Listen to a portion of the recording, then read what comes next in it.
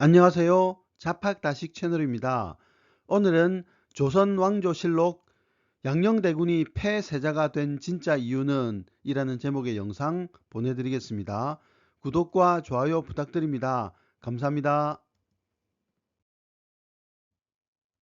태종은 재위기간 중 4번에 걸쳐 선위 파동을 일으켰습니다.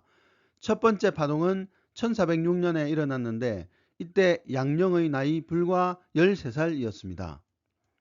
태종이 선의를 표명한 것은 표면적으로는 건강상의 문제였습니다. 그러나 내심으로는 민무구 형제를 제거하려는 포석이었습니다. 이 제1차 선의파동 때 민무구 형제가 어린 양령을 포섭하여 협유 집권, 즉 어린 세자를 끼고 권력을 도모하려 했다는 죄목으로 탄핵되자 슬그머니 선의 문제가 유야무야된 것을 보면 태종의 내심이 잘 드러난다고 볼 수 있습니다. 그 이후에도 태종의 선의 표명은 3번이나 계속되었습니다.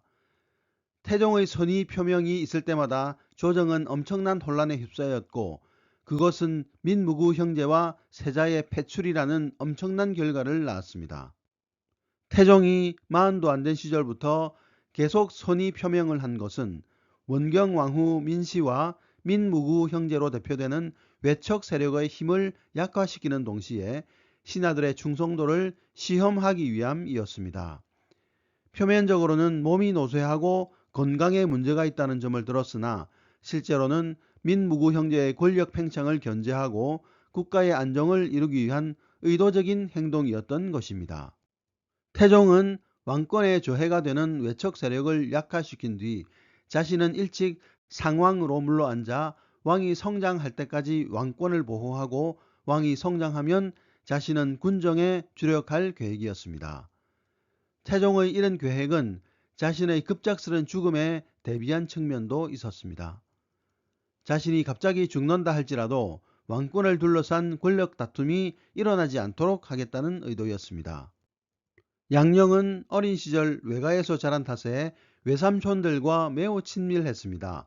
따라서 양녕이 세자가 된 뒤로 민무구 형제들은 매우 거만한 태도를 보였습니다.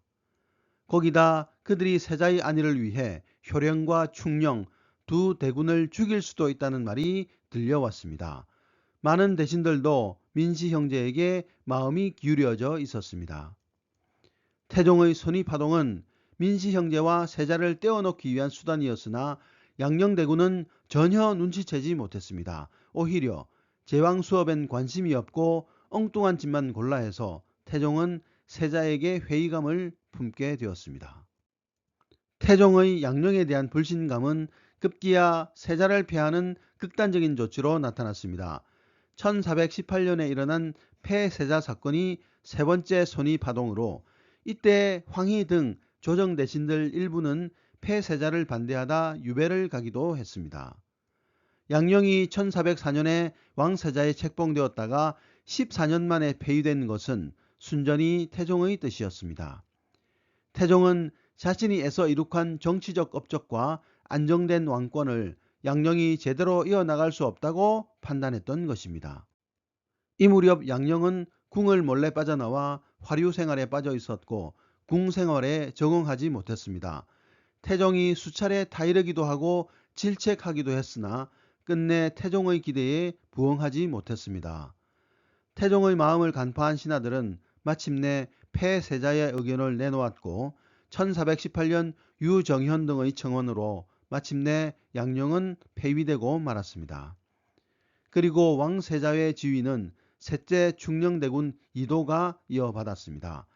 이후 태종은 네 번째 선의파동을 일으켜 기어코 왕위를 세종에게 물려주게 되었습니다. 실록의 기록과는 다른 일설에 의하면 양령이 태종의 마음이 충령에게 있다는 사실을 알고 고의로 진노를 자초했다는 말도 있고 또 태종과 모후가 충령에게 세자 자리를 내어줄 방안을 모색하는 소리를 엿듣고 그때부터 미치가니 짓을 했다는 이야기도 있습니다. 그러나 이 설들은 야사의 추론일 뿐 사실과는 거리가 먼 이야기입니다. 양령은 자신의 서성이 처음 오는 날 그 앞에서 개짖는 신용을 내는가 하면 또 조정의 할애에 참석하기 싫어 꾀병을 내기도 했습니다.